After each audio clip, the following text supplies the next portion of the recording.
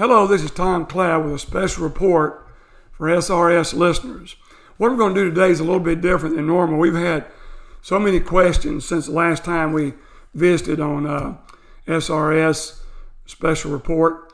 So what I like to do is dig right into these questions, and hopefully some of them will be of interest to you. But these are some good questions that have come in. The first one is, I was talking to a PhD in economics, and he was saying that he felt that the most important thing for me to watch was the value of the dollar. Right now, this morning, it's 91.80, and it's the only reason it's above 90, in my opinion, is that all this money is being created by the Biden administration, and all this money that's being doled out really hasn't had time to go through the system yet to really start inflation and, in my opinion, a bailout of the U.S. dollar. So if your gold could hang around 1720 to 1750 for a little bit longer, maybe a month, maybe 2 months, but I still think we'll see gold this year up over 20% from where it is right now. So we look at things. So number one on the gold index, the dollar index, 90. If it breaks about below 90, it's going to go down, in my opinion, to probably 72, which is about a 20% drop. We know from history, for every percent that the dollar goes down, gold goes up 3.5 to 4%. So we're looking at a big drop in the dollar back to where it was in back around 2000 when it topped out. So watch it closely. The next thing I want to talk about is the ratio of gold and silver. A year ago, it was 120 to 1. Gold was 120 times more valuable than silver. This morning, it's 68.82. And yes, the question is, do I think we'll see a 50 to 1 ratio by the end of next year, 2022? My answer is yes. The next part of the question is, Mr. Cloud, if you see that, how do you think it'll unfold on the ratio? I think gold will be around 2,000 when silver's at 40. So what I'm saying is I think gold might go up 20% from here before it hits 2,000, while silver would go all the way from approximately 25 to 40, a much bigger percentage jump. Certainly it does carry an economic risk that if there is a downturn worldwide and people just give up, no matter how much money is printed, just gives up, then certainly we could see a recession. And if we do, or a depression, then of course silver, because it's primarily used for industrial uses, would go down. So that's why the Indian imports. What do I think about the biggest imports of gold in the history of the world? Up 471%. The Indians are back buying. Now their central bank is buying, and their individual investors and consumers are buying gold and dumping their currency as well as other currencies that they have investments in. They are sprinting for the finish line. The Indians are sprinting for the finish line. So I think this is a major, major thing for you to know. What do I think about the Peruvian silver mines? Steve has talked to you several times about it. We're seeing a major downturn in silver production in Peru, probably the second biggest place where it comes from. So this is going to put a big strain, and like we've seen when silver jumped from 13 to 28 and doubled in a short period of time, we're going to see the next jump, and as I've already said, I think it's going to 40. And part of it will be because of demand by you, the consumer, as you look at what's going on in the electric car market, and you look at the solar panels, and there's nothing but orders coming for that silver.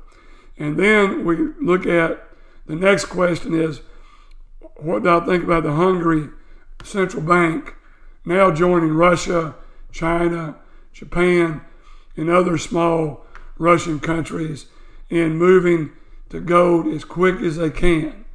They know something you don't know. They know there's a currency out there that is going to be backed by gold, maybe not 100%, but we're hearing probably next year. And who's going to be the big loser? You. If you're denominated in U.S. dollars, you're going to get killed.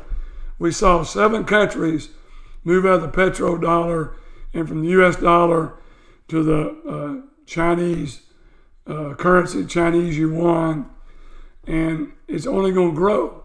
More and more people are not going to settle in gold anymore. They're going to settle in gold and not in U.S. dollars anymore. So you've got to look at this. So overall, this writer asked me, am I bullish on the near term? And I'm not bullish, I'm not bearish, I'm kind of neutral. If it goes back to 1720, it's 1750 right now, I would go all in. But I'm not sure it's going to go back. So if it sits around 1750 for a few weeks or a couple months, I still think you're going to see gold up over 20% from 1750 where it is right now by the end of the year. But it next comes to move to the next page is what do I think about gold and silver in general? And I think, like I said, that gold's a certainty, but it doesn't have as explosive potential as silver has. And we've just discussed those numbers. And then the next question says, well, the supply in gold. Yes, the central banks are buying like crazy. And we don't know what the U.S. is doing except printing money. Where's all this money going to vaccine? It's not even counting in the budget deficit. It's under some emergency fund. So you print a few $100 billion, and yes, I'm not against it, but there's a price to pay for it.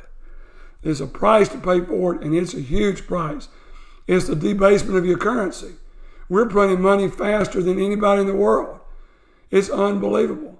And all we're doing is making the middle class less gaining. They're losing money. They're losing every time on this. They're losing jobs. They're losing purchasing power. And it's going to get worse and worse. The rich get richer, and the middle class can be thrown a bone here and there, a little money. But, I'm going to get through for another month. People, this thing is coming down. The whole system is going to come down because this administration is trying to print as much money as quick as they can. They're changing the name and definitions of everything we hold that thing. We just look at it, whether it's the infrastructure, and what I call infrastructure is only 10% of the new bill. Rest of it is just payback. It's ridiculous. Whether you like the president or dislike him, what he's doing is terrible. It's what the guy that had a PhD in economics was talking about. Got that. So 2 more questions and we'll be through. But what we did today is we brought you up to some things we normally don't talk about. But that is, if I'm buying precious metals, Mr. Cloud, and I got $100,000 to put into metals, what percentage would you break down? Well, I think it's a little different for everybody. I think if someone like me that's 70 years old compared to someone that's 55 years old or someone that's 30 years old, you can get more aggressive with the silver, no question. But the older you are, we're trying to maintain our wealth. Yes, my wealth's going to keep going up, hopefully, but you've got to look at it and say my major thing is protecting purchasing power. So I'm about 65% of my metals are in gold, about 30% in silver, and about 15% in platinum. And I think platinum needs to be in every one. Since I talked about on this show, 6 months ago, it's gone from 860 to 1270, about 40%. And it's going to keep going unless there's a crash in the U.S. economy, because it is an industrial metal, absolutely. But we won't get into all the things that are going to cause palladium to come down and platinum to go up. So we want to stick with that. So let's say you're 50 years old, you've got a kid off to college, one or two more in grammar school or middle school. I think you can get more aggressive because you're investing money, so it's not that you're going to need it tomorrow. You may see more volatility in the silver gold. So someone like you can go 40% gold, 40% silver, 20% platinum. We just had, my consulting business right now is like it's never been. And we just celebrated our 45th anniversary when I started this company, going back to March of 1976. So 45 years of doing this. And my consulting business, because people my age that are in their 70s are saying, look, we're not going to be here. Hopefully 10, 15 more years, but time's flying for my age group, the baby boomers.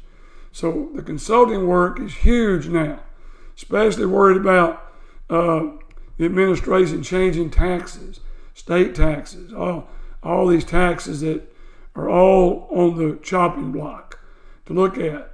So I've been doing these Zooms with families, and it has been very rewarding to take, all these 45 years of experience dealing with money managers, helping them put gold and silver in their portfolio. And I've got Dan Scoggins here working with me for 27 years, I think it is. Incredible young man. I call him a young man. He's younger than I am. But Dan has done a great job helping you SRS listeners. And if you are thinking about putting, especially if you're coming out with your 401k and you're rolling out and taking it away from the company because you want to manage it yourself, you want to do 2 self-directed IRAs, one for gold and precious metals and one for stocks and bonds and cash, meaning treasury bills. So you need to go in there and roll the money out of 401ks, get you 2 self-directed IRAs. Dan and I can work with you. We can't be your custodian, but we can help you. But we can be your broker in the acquisition of the metals. So you need to give us a call because most investors that I deal with look at their IRA for metals. They look at their personal metals. They look at their personal stocks, their personal bonds, and they come up, with an amount that's their total investment portfolio, and then put a percentage in these different areas. So Dan's there to help you. We can be reached at 800-247-2812. So hopefully, I know I've answered all the questions for this time. We're going to keep trying to do a special report every 60 to 90 days. So you can send us questions through our website at cloudhardassets.com, and we'll put them in the pile to answer the next time around. But we've covered a lot, but as I said, the debt is running around, and when we hit 28 trillion in the deficit recently, at an average of only 2% for the cost of interest, that's $560 billion in interest. The budget of this country in 1980, only 40 years ago, was $500 billion. Now the interest on the debt is more than the whole deficit 40 years ago. We are headed for a complete crash and a debasement of the U.S. dollar. With a special report for SRS, this is Tom Cloud signing out.